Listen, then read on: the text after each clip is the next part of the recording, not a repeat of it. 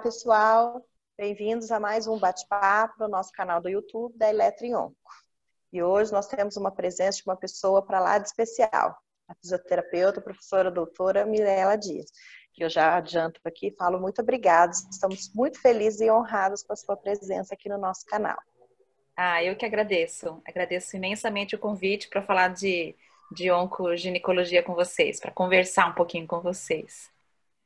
Bom, pessoal, então vocês já viram, né, que ela é uma grande querida da gente, além disso, uma profissional espetacular. A Mirela, ela é graduada, né, em fisioterapia pela Universidade do Estado de Santa Catarina, UDESC.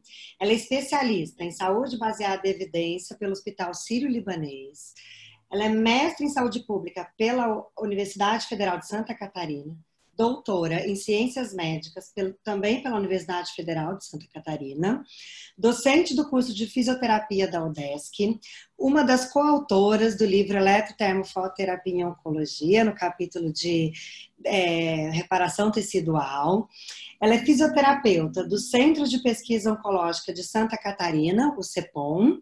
Além disso, a Mirela é docente de vários cursos de pós-graduação de fisioterapia e oncologia pelo Brasil e também ministra o curso, detentora, né, do nome do linfotaping por todo o Brasil. Então, acho que vocês já, todo mundo aí já conhece a Mirela. Mirela, mais uma vez, muito obrigada. É uma honra tê-la aqui no nosso canal. Para falar um pouco da sua experiência, então, né, com a oncoginecologia. Hoje, lá no CEPOM, é a sua área de atuação, né, Mirela? Isso. É minha área de atuação. Eu trabalho no CEPOM há 22 anos, desde que eu me formei, e já passei por todas as áreas da fisioterapia oncológica, né? Comecei durante muito tempo trabalhando com mama e cabeça e pescoço, durante muitos anos, mas sempre com a fisioterapia em oncogineco concomitante. Mas hoje, há alguns anos, é somente oncogineco. Muito bem. Eu acho que para a gente começar o nosso bate-papo, a primeira pergunta é o que é que um fisioterapeuta faz, né, nos pacientes que têm câncer ginecológico? Então, essa é uma pergunta que normalmente as pessoas fazem, porque na verdade quem trabalha com oncologia está muito acostumado a ouvir isso, né? Tipo, o que o fisioterapeuta vai fazer com um paciente que tem câncer? E com câncer ginecológico ficam mais dúvidas ainda. Então, a gente tem, por exemplo, lá no hospital, o tratamento, né? Falando no geral, assim, em relação ao câncer ginecológico, para a gente chegar nessa questão do porquê da fisioterapia, né? A gente tem, assim, o Brasil é um país, né, em desenvolvimento, e em relação a isso, a gente tem uma alta incidência, uma alta prevalência de câncer ginecológico, de colo de útero, de endométrio, vagina e vulva são números menores, né? Mas ovário também tem um número maior de cânceres. O campeão realmente é o câncer de colo de útero. E aí a gente já entra em outras questões, como questão de saúde pública, como questão de acesso aos exames, né? Como a questão de regularidade dos exames. Mirela, eu acho que é importante, né, aproveitando o seu link, você falar um pouquinho desse câncer de colo de útero, né? Porque, infelizmente, é um dos poucos cânceres que a gente tem que pode ser evitado, né? Exatamente. Porque o que acontece? Uma lesão precursora, ela leva ainda muito, no caso do câncer de colo uterino, ela leva muito tempo para ser uma lesão mais agressiva. Então, isso pode levar, em média, 8 anos. Então, por que a gente sempre fala que quando a gente fala em câncer de colo de útero, a gente fala num problema grande de saúde pública? Porque as mulheres não fazem os exames, o acesso é difícil, né? A própria questão da rede pública de saúde, do exame do preventivo, né? Então a gente tem aí um problema grande de saúde pública envolvendo a questão do colo de útero, que é muito comum. Então, se a mulher vai regularmente ao médico, faz o seu exame de Papa Nicolau, né, que é o preventivo, regularmente, ela consegue pegar essas lesões muito no início. E o tratamento é muito tranquilo. E ela consegue fazer ali, parar a evolução daquela lesão. O problema que a gente tem no SUS, eu trabalho, gente, essencialmente com o SUS, né? Então, o problema que a gente tem no SUS é que quando que essa paciente chega para mim, ela já chega no estadiamento mais avançado, 2B, 3B. Então, quer dizer, aquela mulher que quando eu pergunto para ela, qual foi a última vez que você fez o seu preventivo? E ela fala, tem uns 20 anos. Tem muitos anos que eu não vou no médico, né? Então, isso é muito comum e a gente vê, bom, eu vejo isso todos os dias.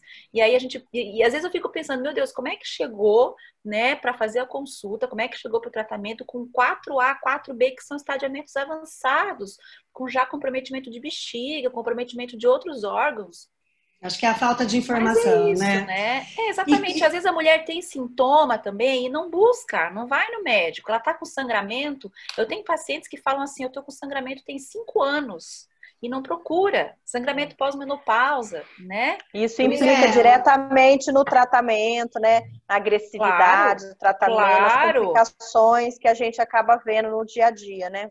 E E a a gente vê. fisioterapia? Como que E aí o ela que. entra, né? Então, Quando que ela começaria, então? Qual seria o ideal? ideal, né? Mundo real e mundo ideal é diferente um pouco, né? O ideal é que a gente visse essas pacientes antes delas começarem o tratamento, até para a gente saber que condição prévia que ela tinha, né? Em relação à pelve, assoalho pélvico, mobilidade e tudo mais.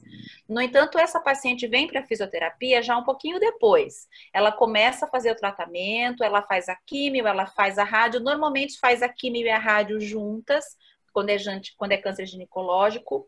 E na radioterapia, essa paciente ela vai fazer o quê? Ela vai fazer a teleterapia, né, que é a radioterapia externa, e vai fazer a braquiterapia, que é a radioterapia interna.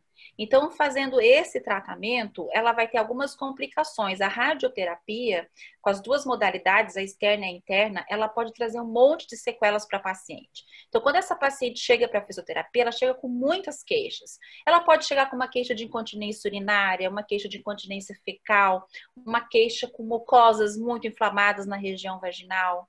Ela pode chegar com queixa de dor na relação, sangramento na relação. E ela pode falar para a gente, eu sinto que a minha vagina está mais apertada, a minha vagina está mais curta, que é o que a gente chama de estenose vaginal. Ela pode chegar com a queixa de linfedema de membros inferiores. Então, são disfunções pélvicas, né? A do linfedema também, mas isso vai atrapalhar muito a qualidade de vida da paciente e principalmente, por exemplo, se ela evolui com uma estenose vaginal, ela compromete inclusive os exames de segmento dela, porque ela não consegue mais fazer o preventivo, porque se faz uma estenose lá de fundo de vagina, a estenose é o fechamento, né? Para quem não sabe, o fechamento e encurtamento do canal vaginal. Então, o médico vai fazer o exame do Papa Nicolau, quer lá coletar material de fundo e não consegue, porque não acha mais esse colo de útero. Então, a gente precisa manter esse canal vaginal aberto e evitar essas inúmeras complicações. Essa paciente pode evoluir com uma dor pélvica crônica. Então, o fisioterapeuta, ele é fundamental no tratamento dessas pacientes com câncer ginecológico. Claro, o quanto antes, né, a gente conseguir começar a fisioterapia, melhor. Mas no nosso mundo real, às vezes essa paciente já chega pra gente já com algumas complicações, né? Normalmente Chega ela complicada já, né? já chega complicada, principalmente porque ela teve aí o tratamento completo, né? E qual a Então, principal complicação que você vê no seu dia a dia? olha, no meu dia a dia, assim, que eu posso, eu tenho aí, eu acompanho durante um ano mais de 500 mulheres, né, que fazem o tratamento de radioterapia pélvica. Principal queixa delas é a dor pélvica, né? Então, quando a gente vai investigar um pouco mais dessa dor pélvica, a gente percebe, né, uma pelve congelada, a gente percebe uma dor na relação sexual, a gente percebe a estenose vaginal. A estenose é uma das principais complicações, mas ela é uma complicação mais tardia, né? Que eu, na minha prática diária, procuro trabalhar ela já desde o início, quer dizer, trabalhar a estenose, trabalhar a prevenção da estenose desde o início. Tento fazer isso na minha prática diária.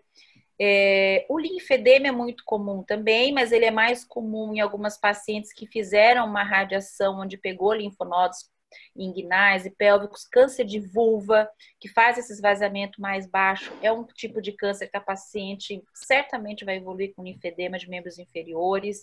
Pacientes que fizeram esterectomias mais extensas, né, principalmente por câncer de endométrio, elas também podem evoluir com linfedema. Fora, né, as radiodermites, as mucosites, né? E toda a questão acaba envolvendo a qualidade de vida no sentido sexual, né? Porque a mulher, ela compromete muito a vida sexual dela. Então, ela começa a não querer ter relação porque dói, porque Vamos sangra. pensar então, por exemplo, na estenose vaginal, que você falou que é uma coisa que a fisioterapia pode prevenir, né? Então, assim, dentro desse cenário, quais são os recursos da fisioterapia que, né, que dá para usar, que você vê que tem bons resultados? Então, hoje, o que a gente tem, assim, não existe, na verdade, um protocolo na literatura, tá? Então, quando a gente vai, nem para avaliação da estenose, que tem várias formas a gente avaliar. Existem uns questionários melhores, existem um padrão de avaliação melhor, que é o que é mais utilizado nos estudos. No entanto, tem várias formas ainda de avaliar. Então, isso é uma coisa que Isso é uma acontece coisa, só te regularmente. interromper, é uma coisa que a gente tem falado muito aqui no canal, nos nossos bate-papos, a importância de avaliar. Não tem jeito de você acertar o tratamento se você não Não. avalia, porque às vezes as pessoas pulam a avaliação, ou faz uma avaliação rapidinha, Cada vez que essa junto com a paciente primeira vem, sessão, né? E cada vez que essa paciente vem, ela pode ter uma avaliação e uma reavaliação diferente, Diferente. né? Isso é Porque ela pode importante, ter né? evoluído com alguma sequela ou ter evoluído com alguma complicação. E elas, como as complicações da radioterapia muitas vezes são mais tardias, e às vezes eu vejo, por exemplo, a paciente de 2 em 2, 3 em 3 meses, quando eu vejo ela já tem uma outra complicação. Ela já acrescentou mais uma queixa que ela não tinha lá naquela avaliação, né? E a grande importância, então, né, como a Laura disse, de parar e avaliar corretamente, né? E não para não ter risco de subdiagnosticar, né? Exatamente, E como é exatamente. que você avalia, né, o comprimento, a largura vaginal? Como é que se Então, faz isso sempre, normalmente? sempre quando a paciente chega para mim, ela chega ali mais ou menos com um mês após a braquiterapia. Então, nessa avaliação, eu explico toda a anatomia pélvica para ela, eu explico o porquê, né, de aparecerem algumas complicações, porque ela não consegue entender por que que a vagina pode fechar. Então, eu tenho que explicar, né, o porquê que isso pode realmente acontecer, que aí são vários fatores, né, meninas, que a gente podia ficar aí horas conversando, mas é uma complicação bastante comum. E eu converso, eu explico e eu faço toda uma avaliação, inclusive de função sexual, faço toda a avaliação pélvica, né? E faço uma medida, né? Então a gente pode utilizar o esterômetro e pode utilizar outras formas também, onde você faça aí uma graduação, né, em termos de centímetros do canal vaginal. O canal vaginal tem uma média de aproximadamente uns 10 centímetros, né, de profundidade. Claro, quando a vagina está lubrificada, né, quando existe a excitação, essa vagina aumenta, né, a sua profundidade também se alarga, mas em repouso a gente tem mais ou menos essa medida. Então eu sempre meço, né, desde o introito vaginal até o fundo de vagina para ter essa medida. E essa medida ela vai me determinar se nas sessões seguintes, nas visitas seguintes, né, essa paciente pode ter tido um encurtamento que normalmente começa lá no fundo. Então começa a fazer a estenose nada mais é do que uma fibrose, né, tardia desse canal vaginal. Então começa a fazer esse fechamento de fundo e eu começo a fazer essa verificação. Em relação ao diâmetro, a gente pode dividir, por exemplo, né, com o espéculo para a gente ver então quantas voltas a gente consegue dar no espéculo para ver essa elasticidade, ou até mesmo com os dilatadores, né, com o tamanho do dilatador. Mas para a gente avaliar com o tamanho do dilatador, o meu serviço não tem isso, porque a gente trabalha com SUS. Então, eu não posso ter um kit de dilatadores de diversos tamanhos para minha paciente para saber se ela está conseguindo usar o maior, o menor, o que tamanho de dilatador, né? Então, o que que a gente faz em relação a prevenir, né? O que que a gente faz para prevenir essa estenose? Então, a mulher, ela termina a braquiterapia, né? Então, depois da braquiterapia pélvica, nessa nossa avaliação, aliás, no último dia da braquiterapia pélvica, ela ganha um dilatador, né? Então, o CEPOM, ele compra um dilatador para todas as mulheres, né? O mesmo dilatador, que é um diâmetro que a gente fez, né? Uma verificação que era um diâmetro ideal para que o médico conseguisse fazer o exame do preventivo, né? Que é o importante para ela fazer esse segmento, e também na profundidade de 10 centímetros, 10, 11 centímetros. Então, todas elas ganham esse dilatador e elas são orientadas a utilizar 3 vezes por semana. Insere no canal vaginal, com camisinha, com lubrificante e fica mais ou menos 15 a 20 minutos. Não tem um protocolo certo na literatura do tamanho do dilatador, do tempo de uso, das vezes por semana, tá? Então, isso, cada serviço acaba tendo. Existe aí um guideline que saiu recente no Brasil, mas ainda cada serviço continua fazendo mais ou menos o seu protocolo, né? Certo, Então, Mas é fundamental, né, o uso, né, é para fundamental, evitar. porque se a gente consegue evitar. E tem uma coisa importante, assim, porque hoje até eu atendi uma menina que falou assim, ah, mas eu tô tendo relação 3 vezes por semana, não tô mais usando a prótese, né? Então, o que que acontece? A relação sexual é de uma forma, o uso da prótese tem outro objetivo. Na relação, às vezes, o tempo da relação é muito curto, às vezes a mulher tem medo de ter relação, ela começa a se movimentar demais, e o pênis já não vai até o final, já não faz uma dilatação eficiente. Às vezes a relação sexual tem um tempo muito curto, não faz uma dilatação eficiente. Então, eu sempre falo para todas, mantenha o uso do dilatador, mesmo que você tenha relação sexual. Então, o que eu fico feliz é que os guidelines já estão falando isso, manter dilatador mesmo com relação. E aí a gente vai ver isso a longo prazo, né? A prevenção da estenose a longo prazo. E tem uma coisa que todo mundo pergunta muito, inclusive os pacientes, eu acho que já deve ter ouvido falar, é assim, tá, então eu quero prevenir. Então, por que a gente não faz o uso do dilatador durante o tratamento, né? Durante a braquiterapia. Então, durante a Isso. braquiterapia, né, existe todo aquele processo inflamatório da própria rádio. A mucosa da vagina fica muito inflamada, fica muito machucada. Então, outros recursos Mas poderiam muito, ser utilizados, né? mas não o dilatador. Para O que quem que eu peço? nunca viu, Sempre né? espera passar uns 15 dias, espera passar a fase inflamatória e aí começa o dilatador. Não é muito Exatamente. desconfortável. E a relação também, sexual também. Isso não é muito desconfortável, Pelo né? menos Eu acho o que o tempo laser de... seria mais. O laser seria muito melhor nessa fase, né? Porque se a gente utiliza o laser para prevenir a mucosite oral ou para prevenir um grau mais elevado de mucosite oral, se a gente começasse a usar o laser mais precoce, por que que a gente não poderia prevenir uma estenose lá no futuro, já que essa complicação tardia vem dos efeitos Que a imediatos, gente vai né? modelando, né, o processo inflamatório, vai trabalhando a cicatrização tecidual, né? Exatamente. E aí essa paciente utiliza, e aí ao longo do tempo ela vem fazendo as reavaliações. Se ela evolui com algum grau de estenose, ela já entra na assistência de vir 2 vezes por semana, e eu utilizo dilatadores vaginais, massagem perineal, né? Então eu utilizo A cinesioterapia você usa? Essas sempre, sempre, pacientes? sempre. Padrão Exercício ouro, né? sempre, né? Com certeza. Até porque eu preciso melhorar a oxigenação daquele tecido, né? Como a própria radioterapia, por conta dessa fibrose, ela faz uma hipertonia muito grande dessa musculatura pélvica. Então, é muito difícil para a paciente relaxar. Então, às vezes, você pede para ela fazer uma contração, ela faz, mas para relaxamento você esquece, né?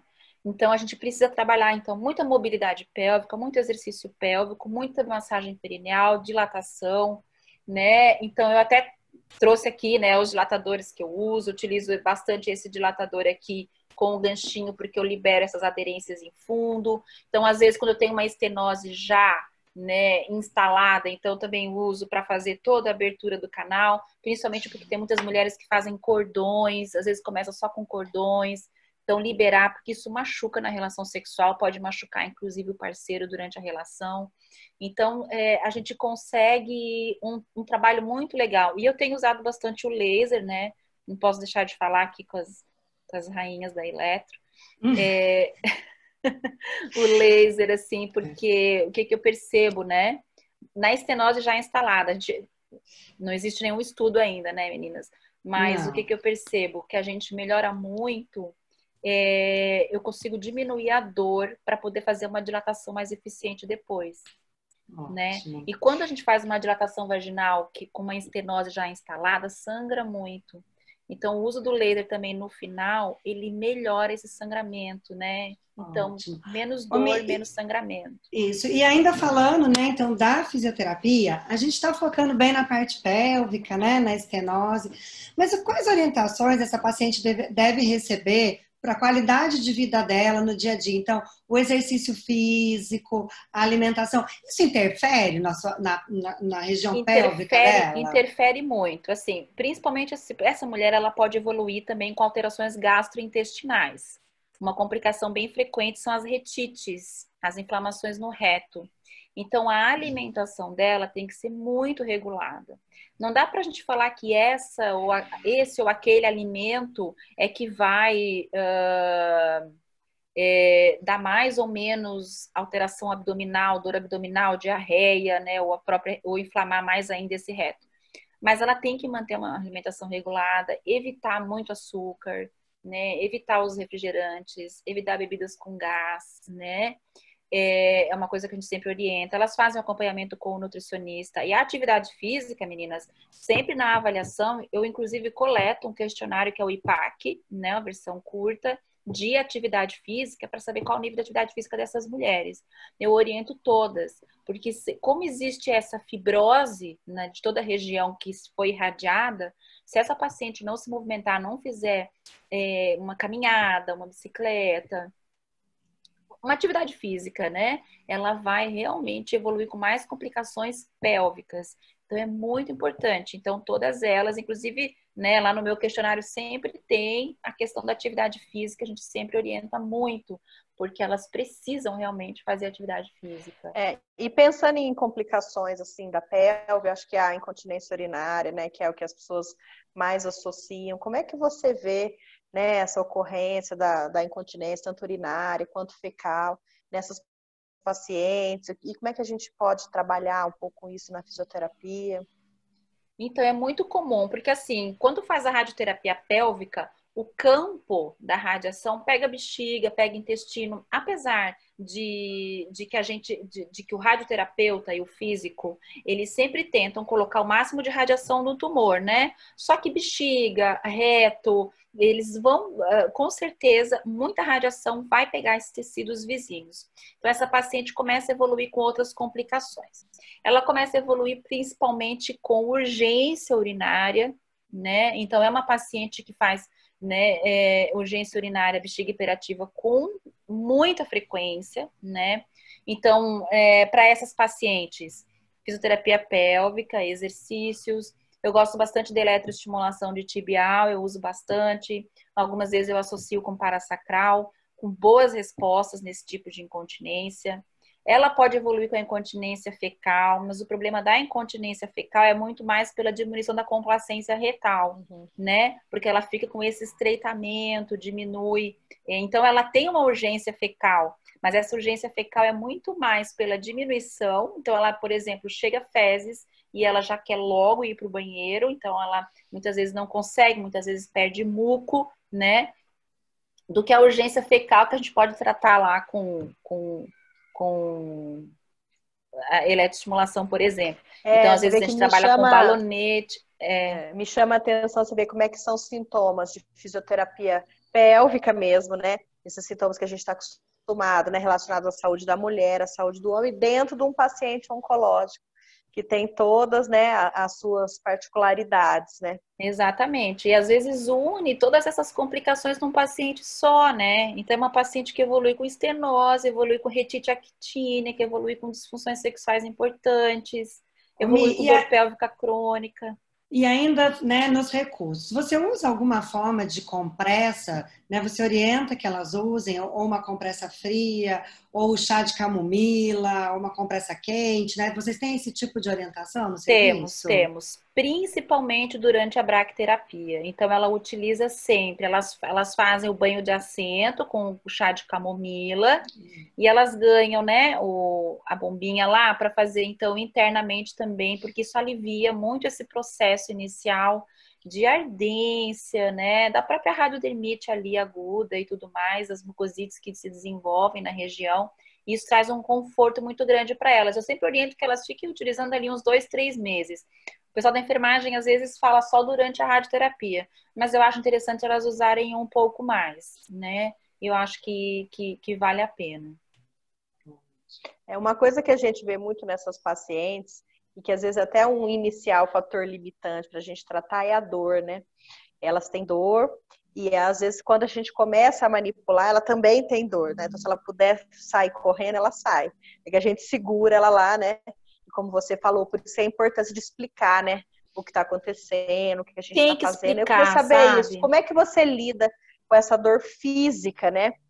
que elas têm? Então, quando a gente fala em câncer ginecológico, na verdade, quando a gente trabalha com saúde da mulher, mas principalmente o câncer ginecológico, o que que a gente percebe, assim, que a dor física é muito associada à dor emocional, né? Problemas ginecológicos, problemas relacionados à própria questão sexual, né? Colo de útero, feminilidade, maternidade, né? Tudo isso acaba virando um pacotão lá para essa mulher. Então, a gente fala muito em oncologia daquele quadro de dor total, né? Então, ela vem muito com essa dor total, que é uma dor física, é uma dor emocional, é uma dor espiritual. Por que que eu fiquei doente, né? Por que que eu tenho isso? Então, muitas vezes é difícil realmente lidar com essas pacientes. E eu acho interessante que mesmo conversando com a equipe médica, eles falam, nossa, Mera, você é corajosa de acompanhar essas pacientes de gineco durante muitos anos, porque para eles é muito difícil fazer o controle da dor.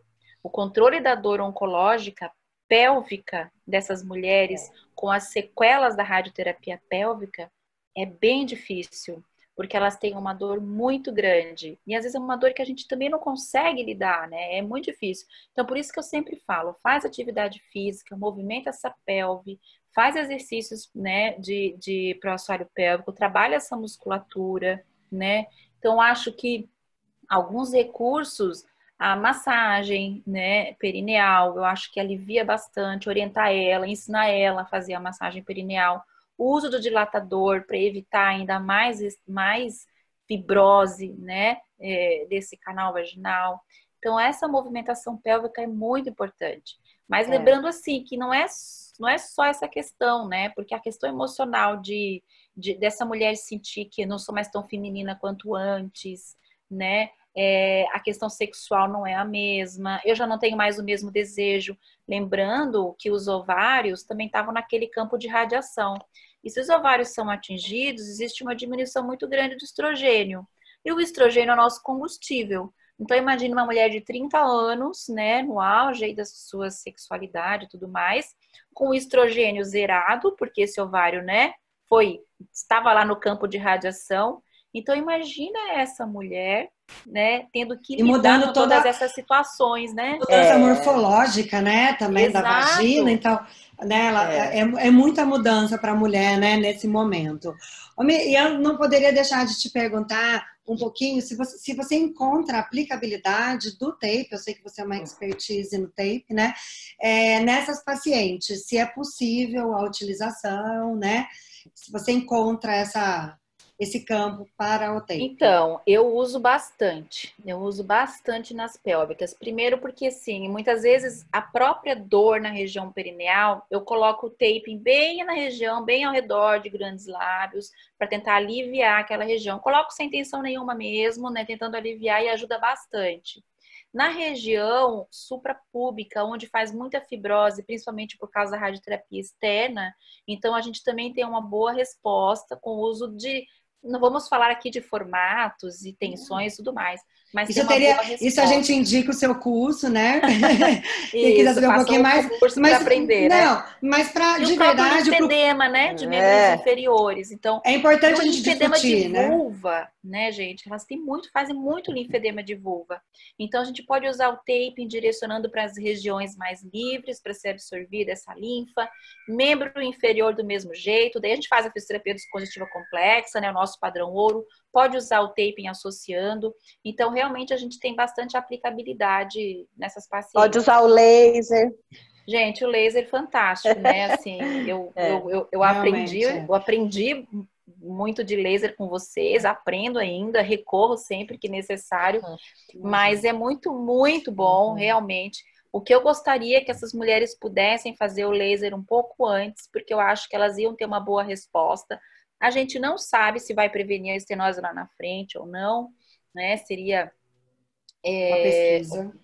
uma pesquisa, temos uma ideia que sim, mas em relação à dor, em relação ao processo cicatricial, né, a regeneração tecidual, é fantástico. Então, eu tenho é excelente para essas pacientes. E para a gente finalizando, então, né, para fechando tudo, acho que todo mundo conseguiu perceber com essa conversa que a fisioterapia ela é multimodal, né? Então, não é só o tape, não é só a eletro, não é só a cinésio, né?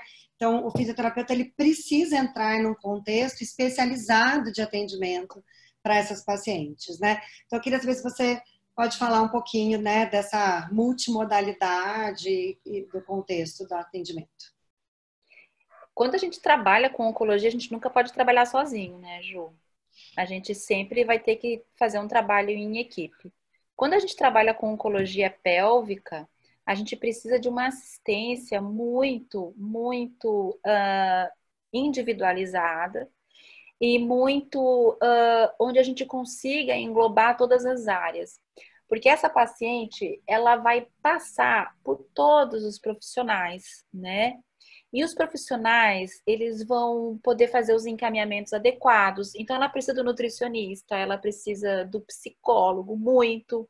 Tem algumas coisas que a nossa profissão, né? A gente, na fisioterapia, eu acho que a gente é muito acolhedora, assim. A gente tem, né, o nosso trabalho é um trabalho muito especial e a gente fica muito tempo com essas mulheres, né? Mas tem muitas coisas também que a gente não foge do nosso... Não tem técnica, né? Não somos formadas para isso. Exatamente. Então, a gente encaminha, a gente precisa encaminhar essas pacientes. Então, durante toda a vida de uma paciente oncogineco, ela vai ter que ter esse acesso a toda uma equipe. Mas eu posso dizer para vocês que o profissional que ela passa mais tempo ainda é o fisioterapeuta, né? E porque é uma coisa que a gente acompanha durante muito tempo. Falta fisioterapeuta oncológico pélvico no Brasil? Ai, gente, essa pergunta, hein?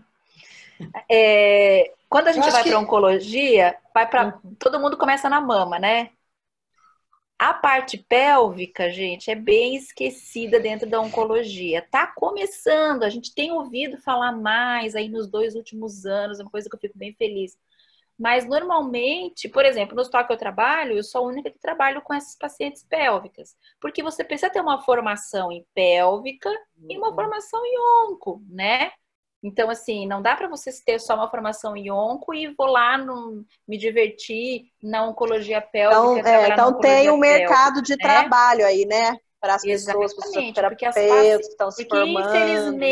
Infelizmente, a incidência é cada vez mais alta, né? A gente espera uma diminuição dos cânceres de colo de útero, por exemplo, aí com as vacinas chegando. Então, no futuro, a gente espera, né, realmente que esse número reduza. No momento, não é o que a gente tem, né? E o fisioterapeuta também precisa entender que a maioria dessas pacientes vão estar no SUS.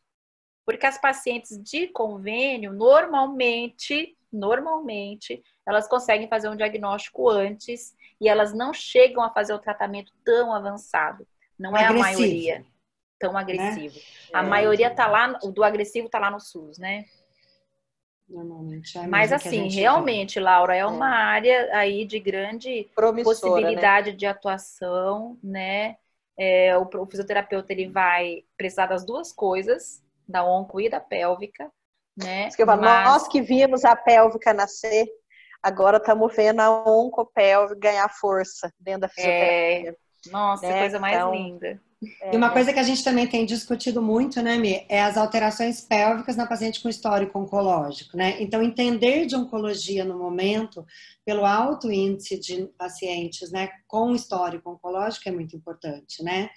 Então, claro, porque assim, ó, quem escolheu trabalhar com a área de mama vai ter paciente fazendo hormonioterapia, bloqueando estrogênio, entrando em menopausa. Em consequência, disfunção sexual, dispareunia, diminuição da lubrificação. E o que a gente percebe, e a gente percebe que e nem sempre a pessoa aborda esse assunto, né? E é importante, então, encaminhar para alguém que aborda, Ju, eu acho, raramente aborda, também acho. A gente está mais preocupado com outros aspectos, e esse é um aspecto que às vezes a pessoa também não se sente confortável de falar, mas a gente vê, claro, a oncologia em si afeta a qualidade de vida, mas eu acho que isso poderia ser uma pergunta interessante pélvica, na avaliação, né? Maior, de mama. Né? De tudo. Eu acho que de tudo. Porque, por exemplo, as que tiveram câncer de intestino, reto, por exemplo, fizeram radioterapia pélvica. Já tem vários estudos mostrando a estenose vaginal, após a radioterapia pélvica no câncer Tem de alguns reto. que até mostraram uma prevalência maior, né, Mirela? A gente tem discutido isso, né? Exatamente, Então, porque porque está muito relacionado à quantidade de radiação que recebe. E a quantidade de radiação para câncer de reto é muito alta. E talvez pela falta de abordagem mesmo dessa paciente. Ah, ela não fez a bracterapia, então ela não precisa fazer, né, a avaliação, né, da parte da estenose, a prevenção. Então, eu acho que isso é uma coisa que também precisa ser Exato. modificado, não só na É. físio, né? Isso já vem desde o médico, do radioterapeuta. Exato. Agora lá no hospital que eu trabalho, lá no CEPOM, a gente está conseguindo, porque lá todas as pacientes que fizeram bracterapia, todas, né, elas têm que passar pelo fisioterapeuta depois. Isso já é protocolo da instituição. E agora a gente está entrando com esse protocolo para as pacientes que fizeram por conta de câncer, né, de reto, canal anal, né? Fizeram radiopélvica por conta desse. Então, essas pacientes também estão chegando para mim agora, né? Acho que eu tenho que me dividir em duas. Bem, acho que vocês estão vendo nosso que o assunto é foi extenso. muito bom, né? É isso mesmo. Foi muito bom o nosso bate-papo. Então, Mirela, olha, a gente queria agradecer muito. Foi muito bom. Então, o pessoal que está aí assistindo, se inscreve no nosso canal da Eletrion. Nós sempre vamos estar trazendo grandes profissionais, né, para discutir o assunto. Então, Mirela, mais uma vez, o nosso muito obrigada. Eu que agradeço, Laura, meninas. As minhas palavras. Obrigada mesmo, Mirela. Você é uma expertise, né? Então trabalha num centro de referência com a ginecologia, né? Então é uma honra tê-la aqui no nosso canal. Espero reencontrá-la em breve para mais discussões, né? Muito obrigada. Gente, mesmo. meninas, muito obrigada, né? Por poder falar de uma área que eu amo, que é a oncologia ginecológica. Muito obrigada pela oportunidade. E sempre que quiserem, só chamar. Obrigada. Então tá bom, gente. Muito obrigada. Até a próxima. Até a próxima. Tchau.